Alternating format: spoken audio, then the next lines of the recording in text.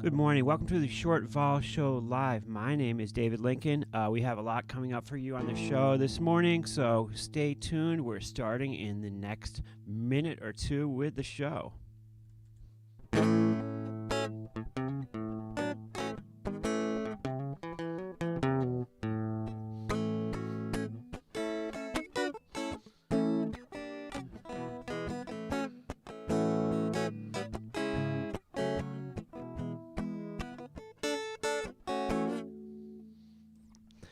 Be right back with more.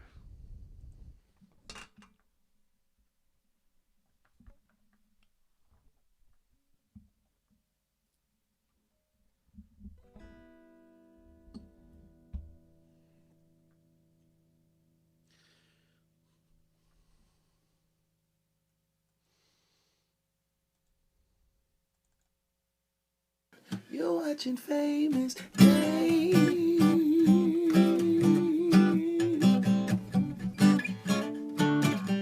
on YouTube.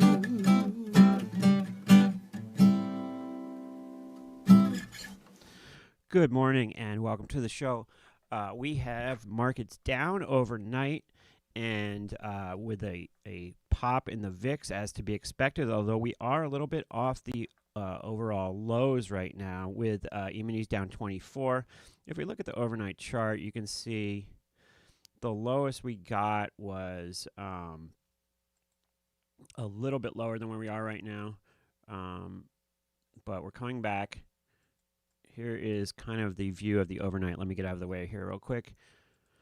And you can see that we're a little off the lows. Now, the other charts look about the same, with the E-minis currently down 0.66%, NASDAQ down slightly less, 0.56%, and Dow futures down 225. You know, when you look at it, it sounds kind of worse. The Dow futures sound worse than the other products for some reason. But with this pop in the VIX, when we look at the VIX futures, we can see that really even with VIX up a 0.69 right now, the front month future only up less than half that amount, but still there is a $2.30 difference between spot VIX and the front month future, which is pretty wide. So it was even wider than that yesterday. So really, the VIX futures over the last couple of days, we had an expiration, and the VIX futures really just have stayed up high. So when we get a little pop like this, really VXX and UVXY not performing real great to the upside. And this is just due to the fact that there's just so much space within the VIX term structure. Let's pull up the VIX term structure while we're on the topic and take a quick look at that. You know, coming out of expiration, we had contango over 10% coming into expiration in the last couple of days. Now, with things resetting as we take on the new futures, contango is a little bit less extreme. However, look for that number to build. Right now, we're showing contango of 5.69%, but look for that number to expand as per usual when the new future comes online. Remember now that most of VIX products are made of the February future. If we do go to check out, if we go to UVXY ProShares website, we can take a look and see what the composure of the daily holdings for UVXY was as of now. These numbers are usually for the day before, and there are swaps in this calculation. However, the percent-wise of the ratio of futures is accurate. So if we look, we've got 94,000 of the front month February futures and only 11,000 of the second month futures. So we are just starting the expiration cycle here. So when you look at the term structure, what that means is that this February future, what's happening with this February future is basically what's happening with the products, the ETPs, VXX, UVXY, SVXY, etc. And that crucial Feb future is currently up 72 cents, and we can see corresponding the UVXY is indicated up about 43 cents, and VXX about 50 cents, a little bit less than 50 cents. So really, these products not responding to the pop in the VIX. And, some people online will say, oh, it's a scam, but viewers of the show know better. It's not a scam. It's just the fact that these futures aren't up that much, and they're not being forced up that much by the VIX because they're already way higher than the VIX. So there you are. The title of this video I put in was Theta with Vix Options positions, which theta is a term that could be defined as the cost in dollars for, well, in this context, it would be the cost in dollars per day to carry an options position. So if you own puts, if you own options, calls, or puts, they are a decaying product in that they have an expiration date and they're going to go down in value over time as we approach the expiration date. Now, studiers of options know that options decay quicker the closer we get to expiration. But one big problem of buying put options in VIX ETPs is that they cost money every day. And so not only do you need a product to go down, but you need it to go down in a somewhat timely manner to make money. And the position I had on for most of the end of this year was just straight up long puts in VXX, and the products weren't moving that much. So basically, that theta cost or decay was eroding my profitability. So I'm trying a new thing now, which is to make sure that my theta decay is zero or is it's not, my positions aren't costing me money. So I'm either collecting money or it's close to zero. And so what I've done is I have sort of a mixed position right now where I am long some puts, but I'm also short some calls. And the sum total has me collecting a little bit of money day to day. By having somewhat of a mixed position like this, I can kind of fend off the situation where we just don't move for days at a time as costing money. So, and I want to put a little disclaimer in here once again because I want to be really clear to people. Selling naked calls in VIX products is not advisable, and I'm not recommending it to anybody. So don't make any mistake about that. When you sell a naked option, naked call in any product, you have unlimited risk, right? Because there's no limit to how high something can go. It can go to infinity. So that's a situation that you want to manage appropriately. You want to understand your risk and manage it appropriately.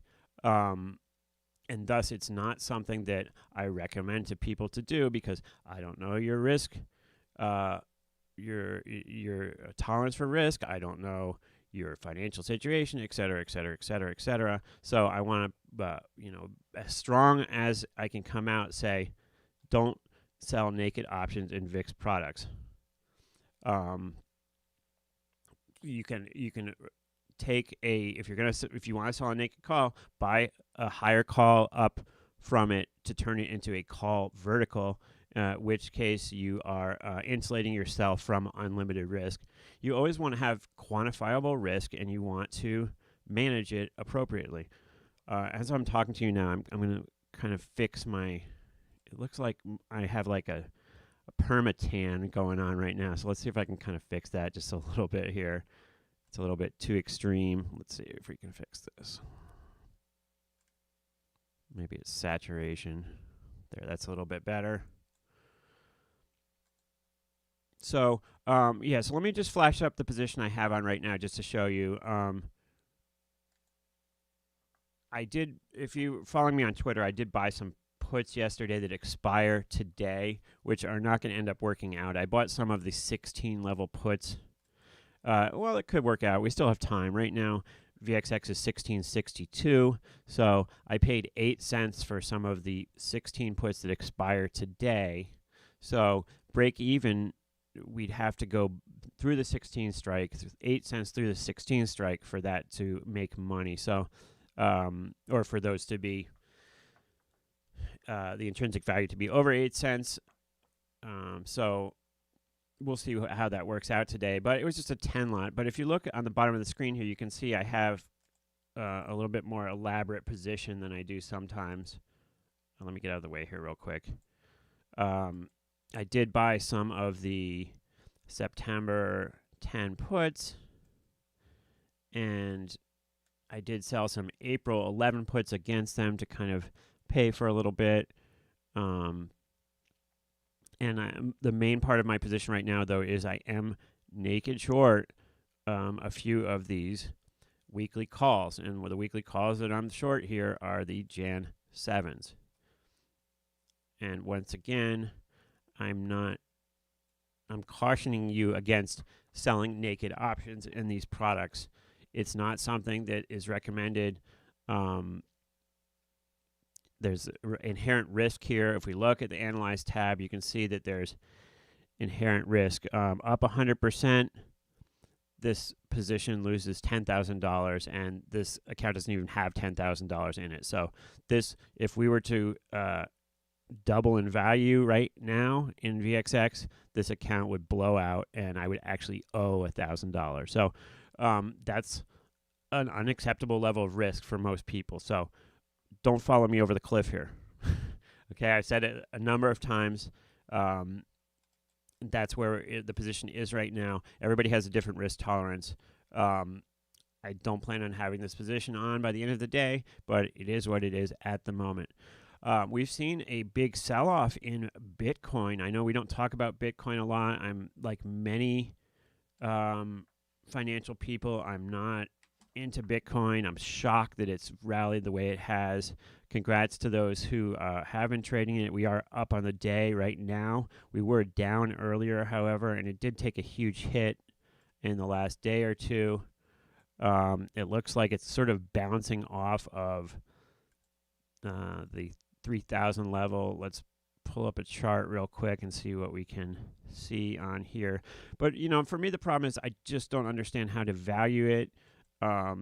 But it is one of the more exciting products at the moment to trade.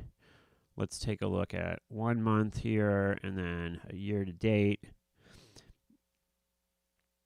For a year, actually, I don't want year to date. 1 year is better.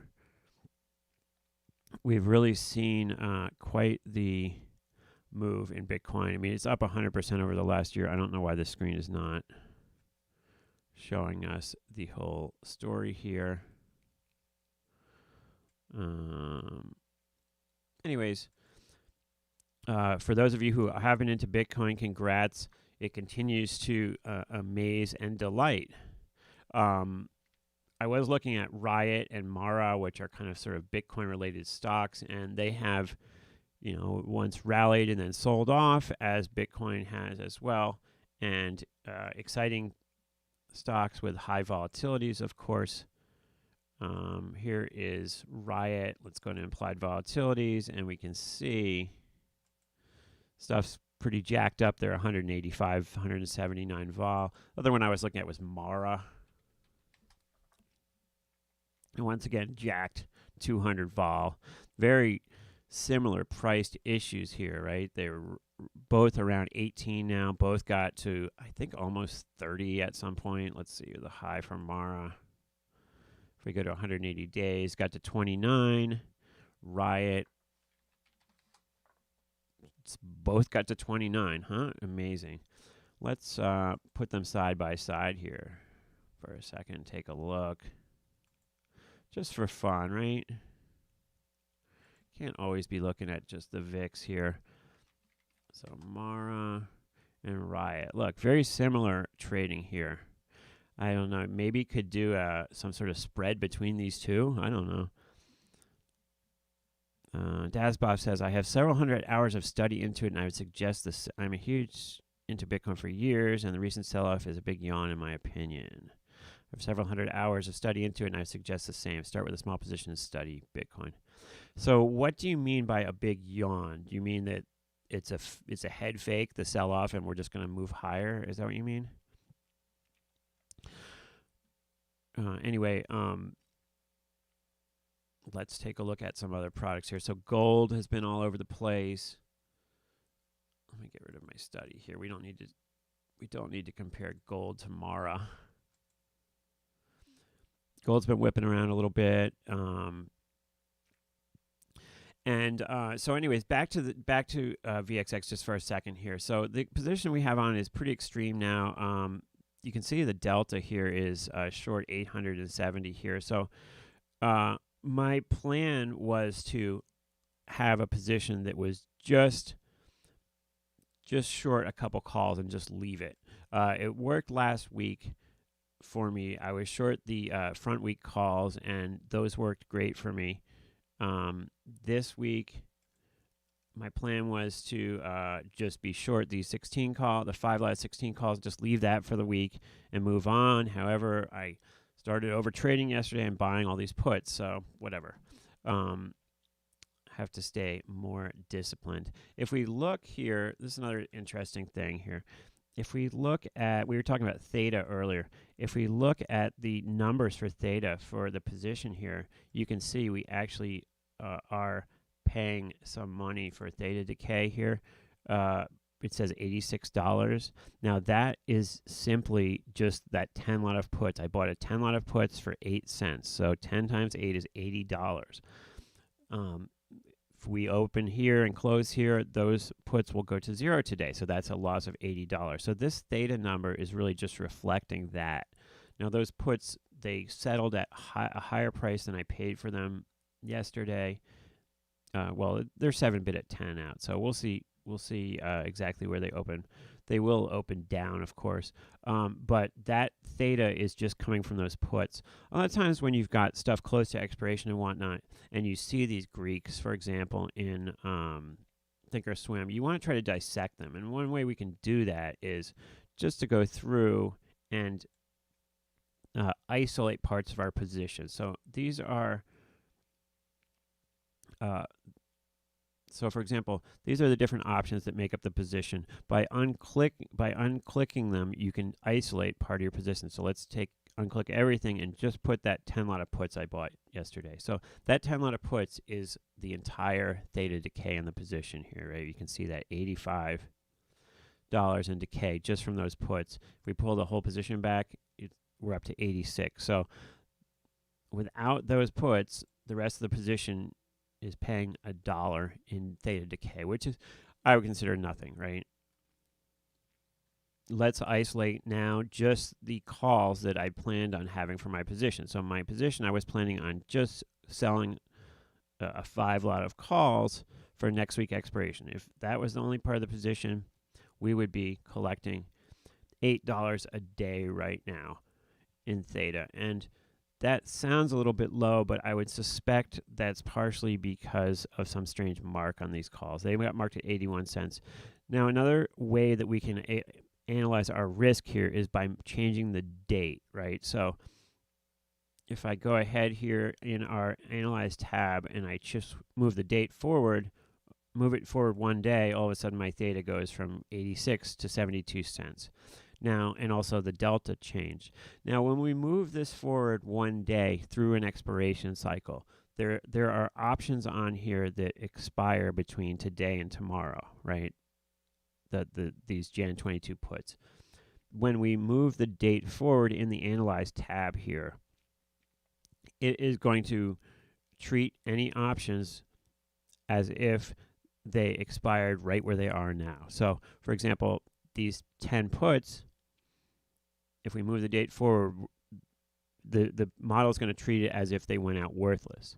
However, if we were to look at a different price that's below this strike, like for example, you can see this lower line here, it shows $14.95 down 10%.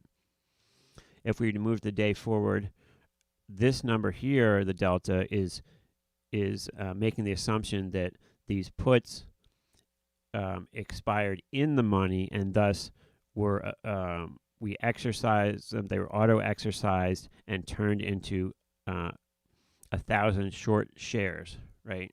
So, so essentially, when you're messing around with the date in this Analyze tab here, you want to be cognizant of how it is going to affect options that might have expired in between now and the day that you're changing it to. One way we can just kind of take that out of the equation is just take these puts out of our calculation for now.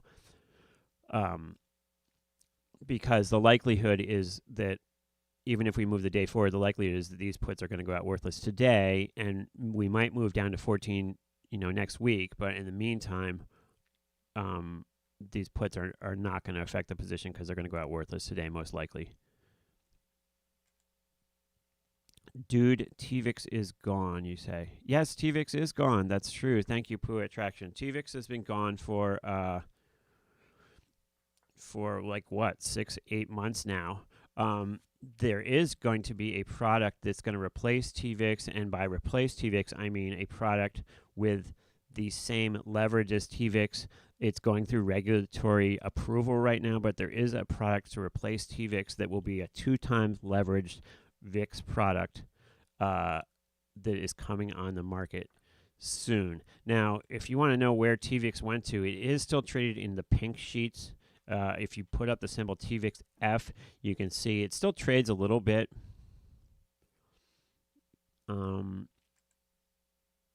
But yeah, TVIX is gone, indeed.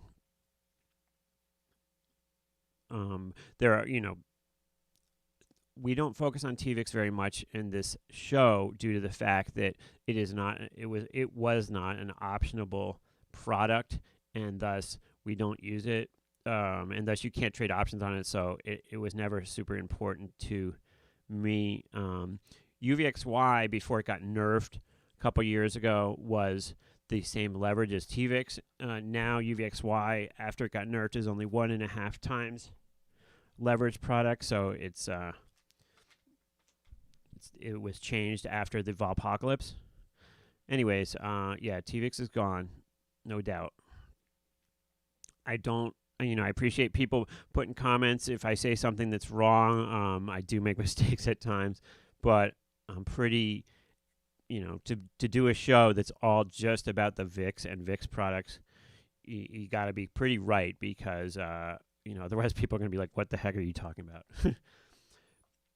Let's take a look at VVIX for a second. It has moved lower. We'll see if we do bust through this, this 100 level again. I don't think that VVIX is really all that interesting or all that helpful for our calculations. As I've said before, as far as VVIX goes, it's more for me just moves in it as opposed to, the absolute number of it. And if you look at the chart, we're just kind of in mid-range for the last, many months. So not really having any sort of indicating value or anything like that. Oil has moved up in the last couple of months. I did want to talk briefly and just acknowledge the fact that we do have a new president. I don't think it changes things too much. The sort of conventional wisdom is that, well, Democrats are in power. They're going to spend all this money. I was watching CNBC earlier, and they were talking about how, well, the Keystone Pipeline is now all of a sudden off the table again, and that's going to cost jobs. I don't, who's president at the moment doesn't affect us as much as you might think. And as far as like 6 months ago, you could have gone online and you would have seen so many people saying, wow, if the Democrats get in power, the market's going to crash. And that hasn't happened. We'll see what happens moving forward politically. What does it mean now that there's a new president for volatility? Will we go back below 20 right away? How is this going to affect the markets? It's very hard to really say definitively how it's going to affect the markets having a new president. I am hopeful that the Biden administration will make us safer from COVID at some way, somehow. Overall, the stimulus and all that stuff has been positive, as in my opinion. I think that as much as a lot of the Democratic news sources have said, oh, well, that, and as much truth as there is to the fact that that a lot of the first stimulus went to the big corporations and such. It was helpful to just regular people to get a stimulus check, A, and B, that extra $300 or that extra $600 in unemployment really, really, really helped people the first time around. And this extra $300 right now that went through in the last stimulus is really, really helping people. And I only say that from talking to my friends about it, that the stimulus, that just extra $300 a week is a huge deal for many, many people who are living check to check, or who have less money in their jobs. I have a side job working serving, and the industry got just jammed up really bad. And the fact that they actually did get that stimulus deal through with the extra $300 a week for unemployment helps a ton of people. So that's great. Hopefully they can get the the vaccine out there to more and more people, and stuff will get better. We don't expect the new TVIX to be optionable, although I'm not 100% positive of that, Dasboff. I have been promised like the first exclusive interview with the creator of the new product, but we'll see if that happens or not. And I will give updates as soon as they're available as far as when that product will come through. But as far as I know at this point, the product will not be optionable. You can simulate the same, basically the same leverage as TVIX with UVXY quite easily, just with the option strategies. Yeah, Tesla, it's like you watch all these shows and you try to make money trading, and you could have done better if you just bought Tesla calls a long time ago. You would have made a fortune. And it's so tempting to just jump on the Tesla train and just buy Tesla right here, and think that it will just continue to go up, because it just has, right? Look at the move Tesla's made. It has doubled in value since November. And so it's so tempting to just jump in there, but I'm experienced enough to know that it could just as easily go straight back down right from here. It's a hard thing, but jumping on these high flyers is very tempting as a trader. When you see all these people making money, people have been making jokes for months, like, "Oh, just buy Tesla out of the money calls and you'll make a fortune," and it's turned out to be true, right? So sometimes the grass looks so much greener from the other side.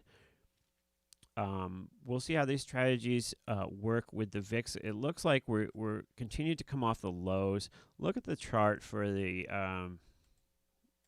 E-minis here.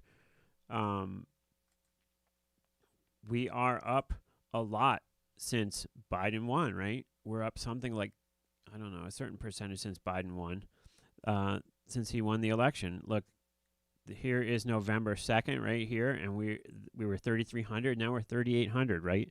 So,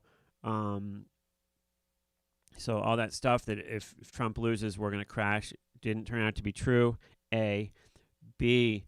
I had people in the chat here just last week saying that they were positive that the president was, that Donald Trump was somehow going to pull out this election at the last second, and that hasn't happened either.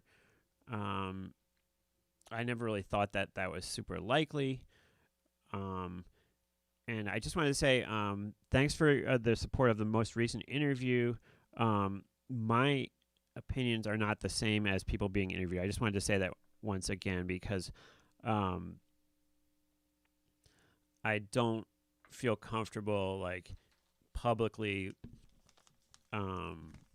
sort of blaming the administration for tweets and all that stuff, because I kind of feel like you kind of just have to roll with the punches as far as trading wise, and a tweet can come out and it can go against you.